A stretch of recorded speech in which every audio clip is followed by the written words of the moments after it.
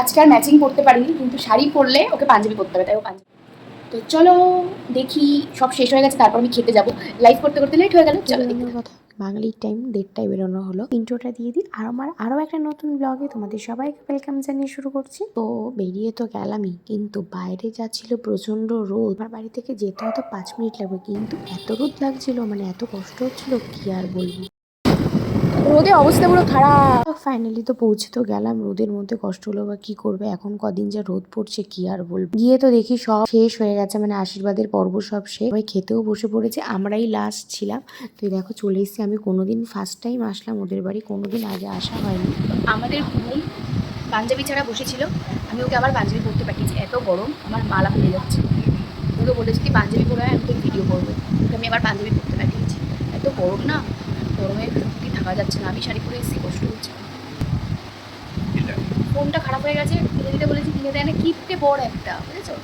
ফোনটা খারাপ হয়ে গেছে আজ 2 মাস 3 মাস হয়ে গেছে, কিনে দেয় না। মার্চে খারাপ হয়েছে ফোন। আবার পাঞ্জাবি পরিয়েছি ওকে, ঠিক আছে? ও পাঞ্জাবি পরে ছিল না। আর দেখো পান খাচ্ছে, শ্বশুর নাকি ওকে পান খাইয়েছে, নতুন জামাইকে শ্বশুর পান খাইয়েছে। যাওয়ার সাথে সাথে আমাদেরকে মিষ্টি দিল। আমার বর তো বলছিল খাবে না, আর দেখো নিজেই সবার আগে খাচ্ছে। বললো খাবে না, এখন দেখো আগেই মিষ্টি খাচ্ছে।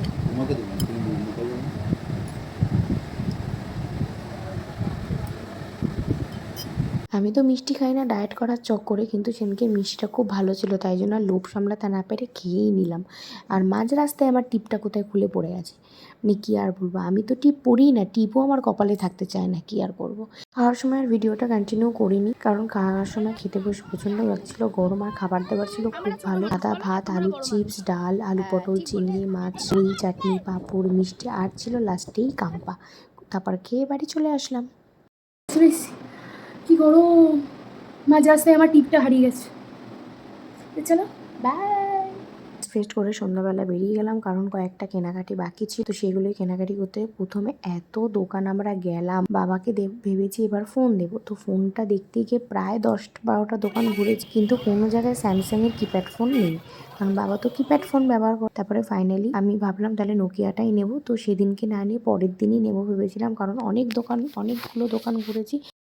কি ভিড় একবার দেখো, গাড়ি জামাই ষষ্ঠীর কি লাইন, যদিও আর ইউস্টার আর পাশাপাশি। সেদিনকে দাদার জন্য আর বরের জন্য কেনাকাটিটা বাকি ছিল, তো ওখান থেকে জুডিও থেকে নিয়ে নিলাম দাদার জন্য, আর বরেরটা নিলাম হচ্ছে ইউস্টার থেকে।